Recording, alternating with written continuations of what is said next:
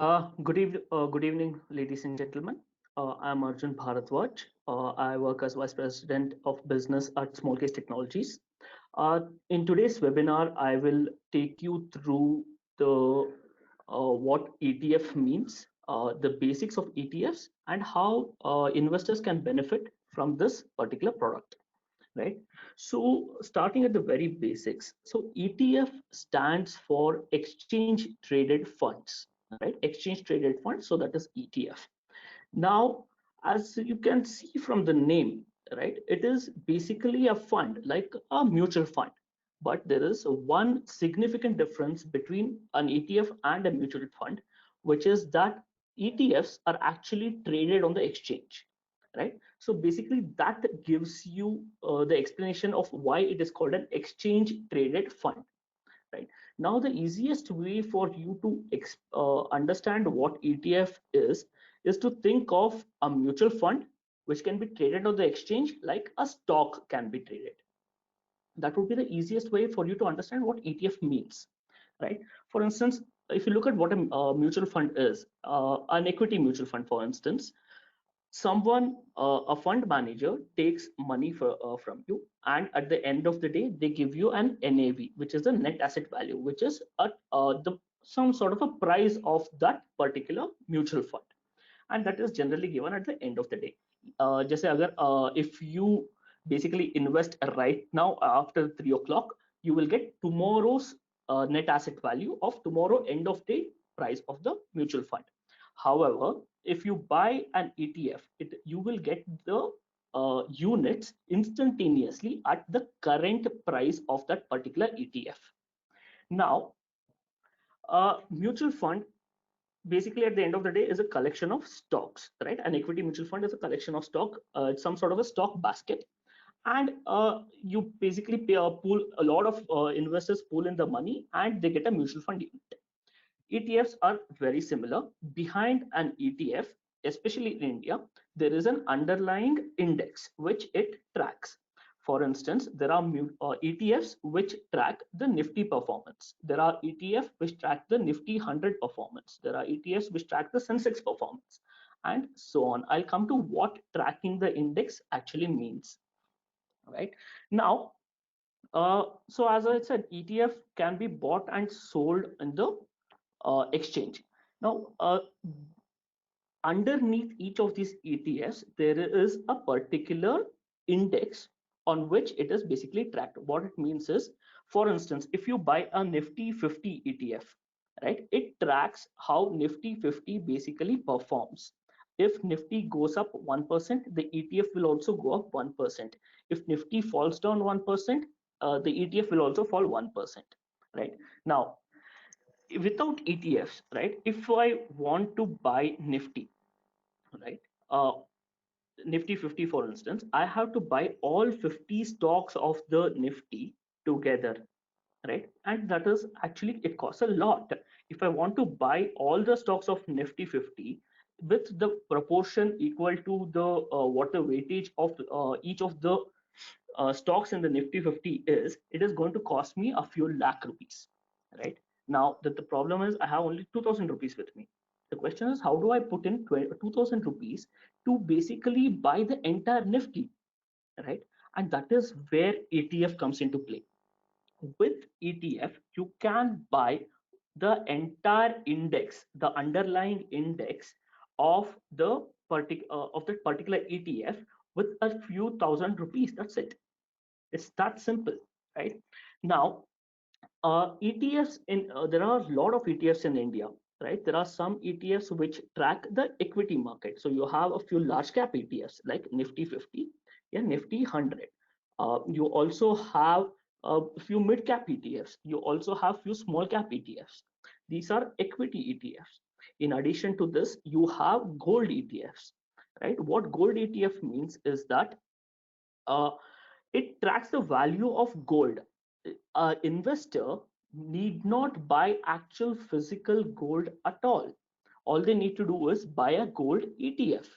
Once you buy the gold ETF, say for instance, you buy 1000 rupees worth of gold ETF, and if gold prices move from the current price to say 10% more, your ETF value will move from 1000 to 1100. It will also move around 10%, right? So at any point of time, buying an ETF is equivalent to buying the underlying index itself. So if you want to buy gold, you can as well buy a gold ETF, right? So it actually reduces a lot of pain for the user. For instance, if I just take the example of gold, you buy the physical gold, you need to make sure it is in a safe space. You have to buy a bank locker. All those things are not all those things are not at all required when you buy a gold ETF, right?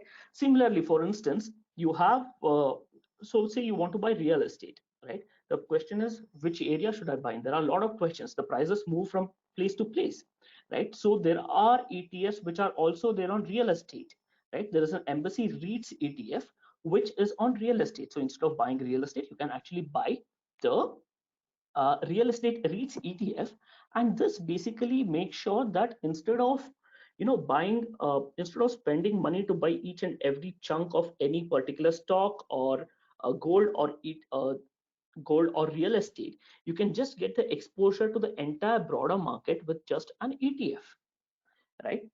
So now coming to so this uh, now I'll explain to you how an ETF is built, because this seems too good to be true, right? So for instance, you buy something for 150 rupees of Nifty ETF, you get exposure to the entire ETF of 50 stocks. So how ETFs are constructed is basically there's a fund manager on the other side, right? Their job is to provide you with the liquidity whenever you want to buy that particular ETF, right?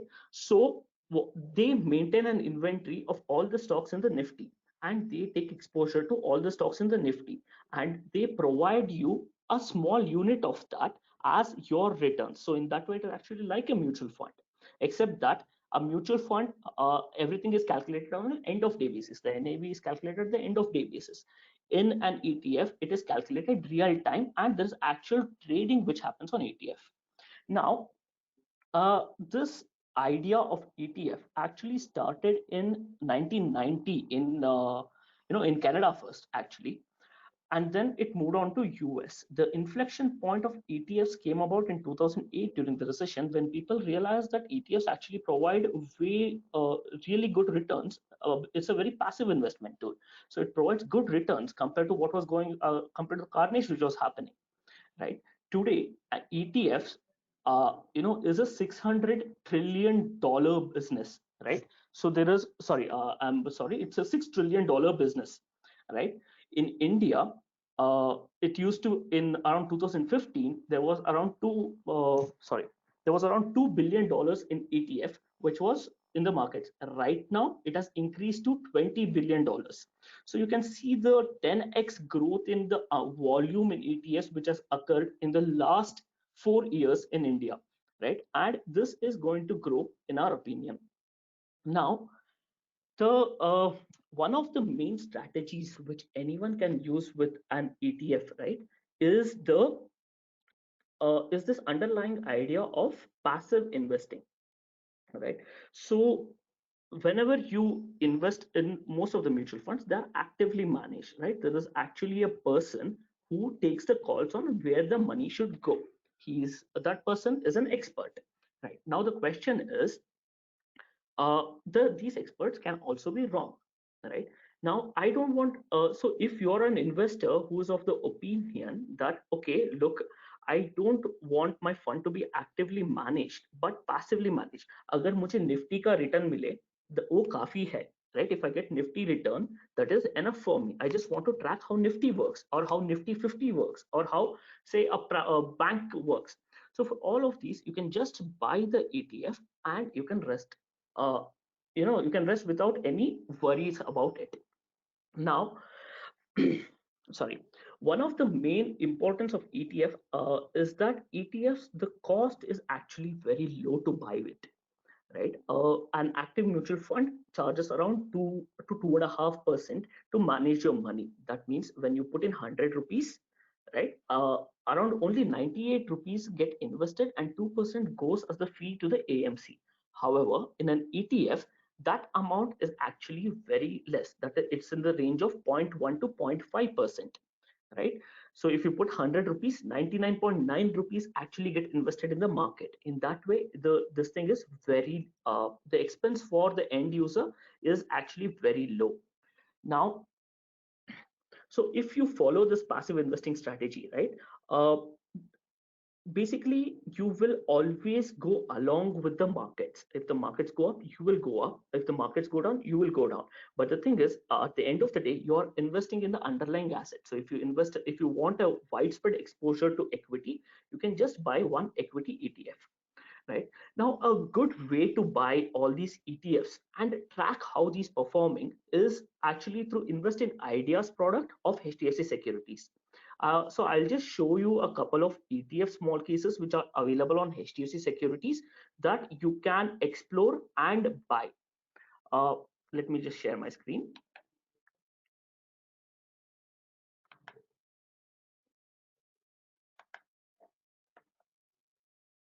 So when you go to hdfcsec.com, you will see Invest in Ideas available over here. So if you look at Invest in Ideas, there as soon as you go there, you will see something called Platinum ETF. Right, this is an idea which has been made by HDFC Securities Research, and this particular basket of stocks, or rather a basket of ETFs, has basically Nifty Bs, which is basically Nifty 50 stocks, the stocks by market cap of 1 to 50. It also has Nifty Junior Bs. Nifty Junior Bs has stocks from 51 to 100. Along with that, it also has Kotak Banking ETF, which consists of all the bank stocks which are there in the market. Now, if you look at how this has performed with respect to Nifty 100, you can see that it actually tracks very closely with respect to the Nifty, right? So as you can see, it is so close together, it almost feels as if I don't have the orange line over here, it almost feels as if I'm just looking at the Nifty graph, right? It basically tracks Nifty very closely together. So all you need to do is just buy the small case, and uh, you know you will be assured of tracking Nifty for a tracking the underlying index for a long time. Now, this is one of the ETFs which is available.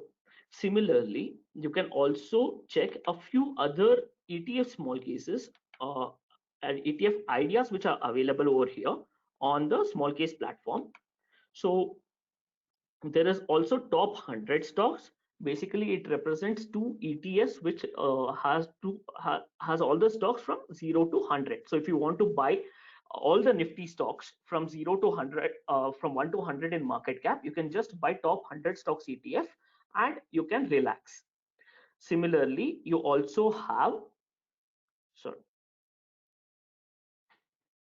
sorry, this is taking some time to load. Maybe I'll just put it.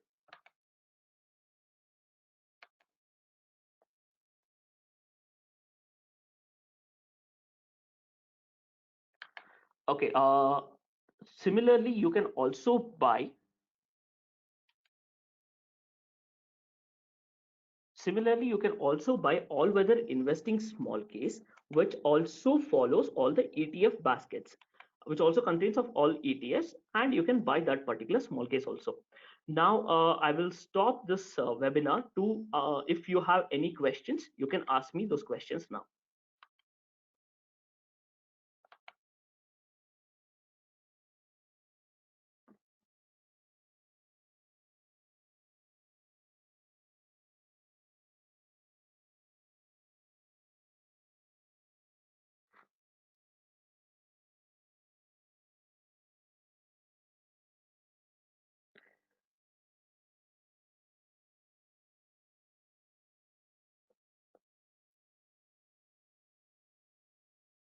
Right. So there are a few questions.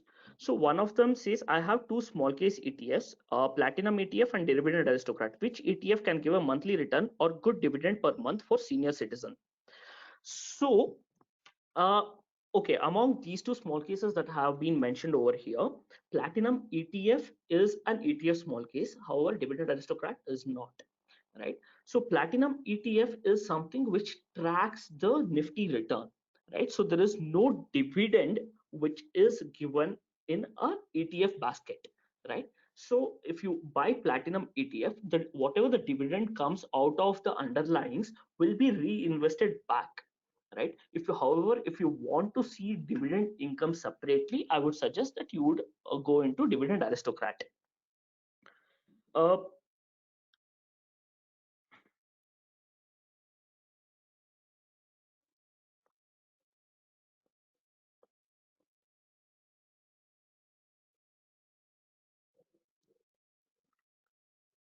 so I'm still waiting for a few more questions.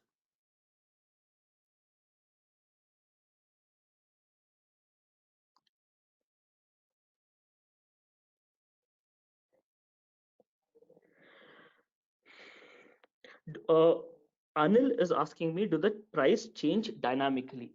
Yes, Anil, the prices change dynamically depending on supply and demand when the markets are open. However, the liquidity infusion, that is basically to make sure that what you buy is close to the Nifty value of at that particular time, the liquidity infusion is provided by the asset management company which launches that particular ETF. For instance, Nippon Bees ETF, the liquidity is provided by Nippon AMC. Similarly, is there a tax benefit for ETFs? Nitin, so there is currently no tax benefit for ETFs as such, but there have been proposal by the finance ministry to make CPSE ETF to come under ATC. We have to see whether that has been that will be done soon or not. Also, which ETF for high risk and high return profile for a high earning executive for long term pure equity? So if you are looking for an ETF with high risk, you should be looking at mid cap and small cap ETFs, right? You can just buy these two. You will get bunch of Nifty small cap ETFs and Nifty mid cap ETF. Also, you also have Sensex BSE 500 Sensex 500 ETF that you can also buy, right? So every AMCs have their own list of ETFs that you can buy on your own.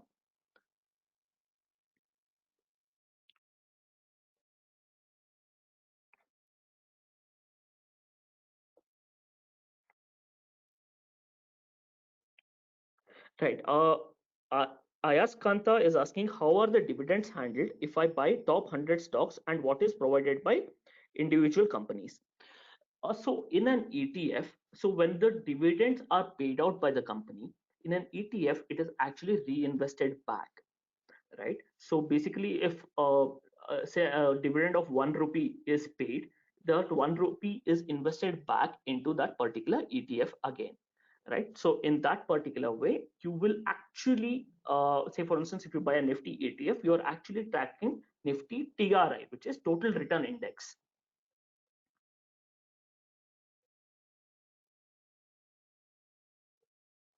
So any limitations on NRI investing on ETFs? So there are some limitations on NRI investing. Generally, with an NRE account, it is so you cannot invest in ETFs. So I suggest that you check with HDFC Securities to basically figure out whether NRIs can invest in ETFs, and if so, they can invest, which ETFs they can invest in. Anil is asking, do you have ETF in Sensex also? Yes, there are ETFs in Sensex which are provided by different asset management companies. Moving on. Is there, Hadil is asking me, is there any advantage of investing in equity stock directly over ETF? Why would anyone continue doing it if there is no advantage? So, Hadil, so there are two cases which can be made, right? There is this entire concept of active investing versus passive investing. In an active investing, a fund manager takes the money and they will try to beat the index. However, sometimes they fail, right? And sometimes they succeed in beating the index. Now, this is a very subjective matter in which you would have to basically trust the fund manager. However, if you do not trust the fund manager and you actually trust the market to do it, then the passive investing is the way to go. right? There have been studies in US that very few mutual funds or hedge funds beat the index returns in the long term, right? In addition to this, ETFs also provide low cost investment solutions, right? It's very low cost compared to what a mutual fund is. So that those are the main two advantages of buying an ETF over, buying a mutual fund or buying the stocks directly.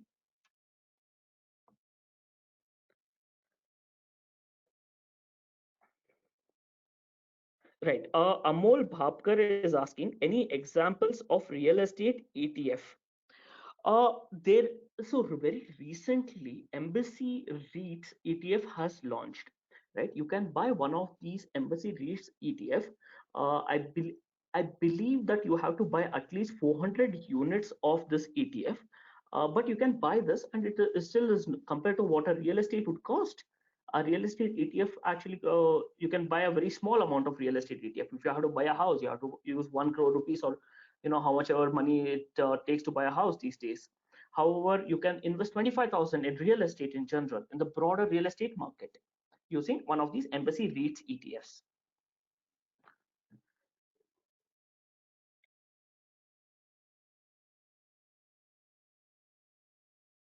There is one more question.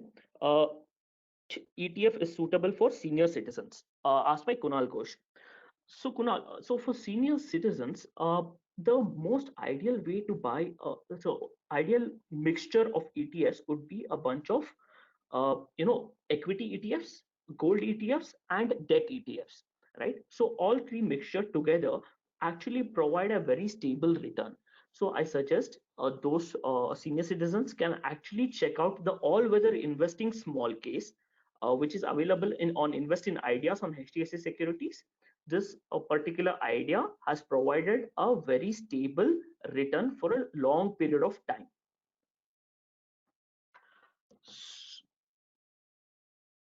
So that's all the questions there are.